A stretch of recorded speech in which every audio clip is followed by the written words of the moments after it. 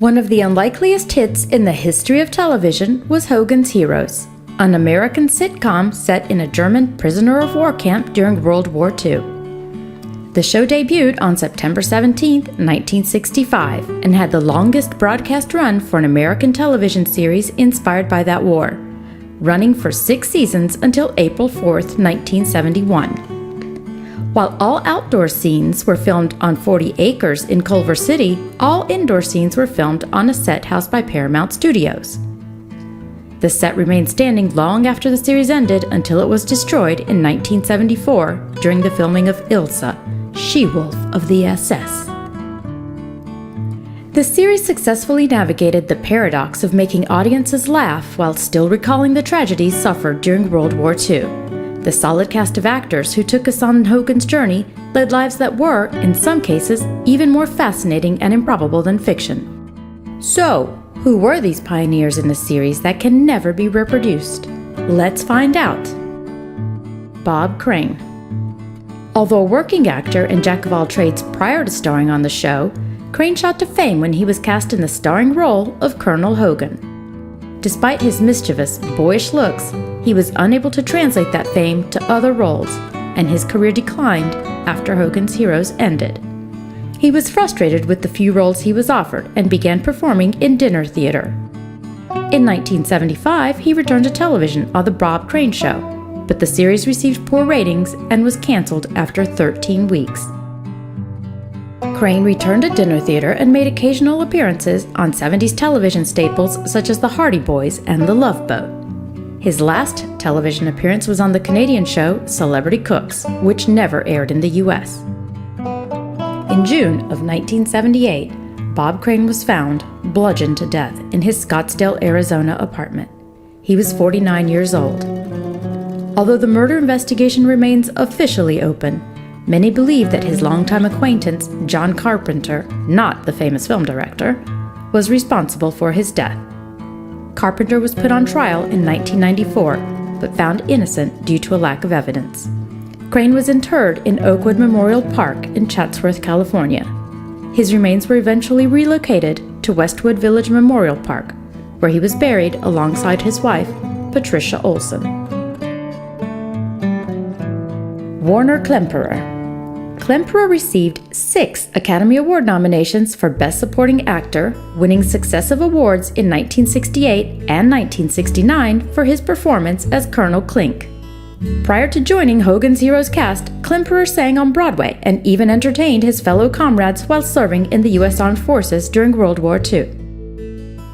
After Hogan's Heroes was canceled, Klemperer returned to Broadway, where he earned a Tony Award nomination for his performance in the 1987 Broadway revival of Cabaret. While he continued to act on occasion, he spent much of his time appearing as a narrator with nearly every major symphony orchestra in the United States. His favorite work was as narrator for Peter and the Wolf, which he performed at Carnegie Hall in New York City.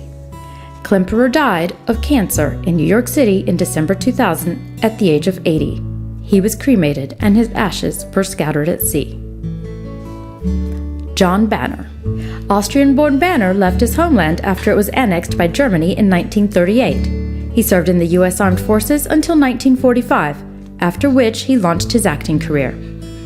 After Hogan's Heroes cancellation, Banner starred as the inept gangster Uncle Lazzi in the short-lived television comedy The Chicago Teddy Bears. His last acting appearance was in the March 17, 1972 episode of The Partridge Family. He then retired to France with his second wife. John Banner died on January 28, 1973, his 63rd birthday, following an abdominal hemorrhage. Banner was buried in Mauer Cemetery in Vienna, Austria. In later years, his original headstone was removed and replaced by one that reads Johann Hubner, who is buried above Banner, as is custom in many parts of Europe. Larry Hovis. Even before Hogan's Heroes was canceled in 1971, Hovis had already made appearances on other TV shows. In the mid-1970s, he appeared on the game show Match Game and comedy series Rowan and Martin's Laugh-In alongside his Hogan's Heroes castmate Richard Dawson. Hovis was also a co-creator for Laugh-In. Later in the decade, he produced and was a regular panelist on the game show Liars Club. From 1979 to 1981, Hovis toured in the musical The Best Little Whorehouse in Texas as Melvin P. Thorpe. Beginning in the 1990s, he taught drama at Southwest Texas State University in San Marcos, Texas. Larry Hovis died of esophageal cancer in Austin, Texas on September 9, 2003. He was 67 years old. He was cremated. Richard Dawson. After Hogan's Heroes ended, Dawson became a regular on Match Game, where he proved to be a solid and funny player and the frequent choice of contestants to participate in the head-to-head match portion of the Super Match bonus round. His success on Match Game led to his becoming the host of Family Feud, which was a breakout hit for ABC. In 1978, he won a Daytime Emmy Award for Best Game Show Host for his work on the show. One of Dawson's trademarks on Family Feud, kissing the female contestants, earned him the nickname the Kissing Bandit. Television executives repeatedly tried to get him to stop the kissing. After receiving criticism for the practice, which also included a great deal of physical contact such as holding hands and touching, he asked viewers to write in and vote on the matter. The wide majority of the approximately 200,000 responses favored the kissing. During the show's 1985 finale, Dawson explained that he kissed contestants for love and luck, something his mother did with Dawson himself as a child. He actually met his second wife, Gretchen Johnson, when she was a contestant on Family Feud in May 1981. Dawson was also a frequent guest host for Tonight Show host Johnny Carson, hosting 14 times during 1979. Dawson parodied his TV persona in 1987's The Running Man opposite Arnold Schwarzenegger. On September 12, 1994, Dawson returned to Family Feud, hosting what would become the last season of the show's second run after previous host Ray Combs was fired due to spiraling ratings. Richard Dawson died at 79 from complications of esophageal cancer on June 2, 2012. He was interred in Westwood Memorial Park, Los Angeles. His death came 16 years to the day after the 1996 suicide of his Family Feud successor and predecessor, Ray Combs. Leon Askin. As Hogan Heroes wound down, Askin, a veteran actor who acted in over 130 roles, went back to work appearing on such shows as Happy Days, Three's Company, and films such as Frightmare and Airplane 2. Askin, whose parents were killed in the Treblinka death camp, fled his native Austria in 1940 after having been beaten by the Nazi SS.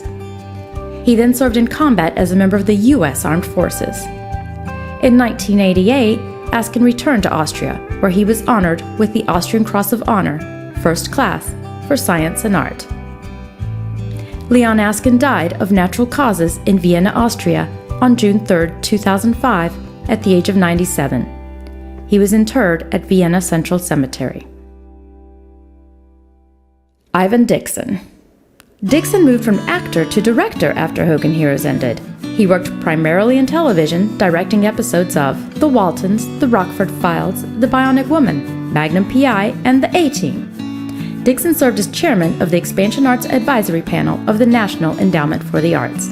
Ivan Dixon died on March 16, 2008, age 76, at Presbyterian Hospital in Charlotte, North Carolina, of complications from kidney failure.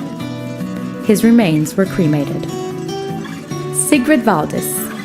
Patricia Olson, whose stage name was Sigrid Valdez, married Bob Crane on the set of the series on October 16, 1970. Co-star Richard Dawson served as Crane's best man. In 1971, Valdez retired from acting and left the Los Angeles area altogether after Crane, whom she was in the process of divorcing, was murdered in 1978. Later in life, Olson oversaw a tribute website to her husband, which hosted a blog where she answered questions from Bob Crane and Hogan's Heroes fans.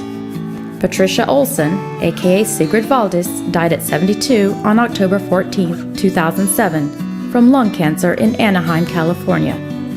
She was buried next to her husband.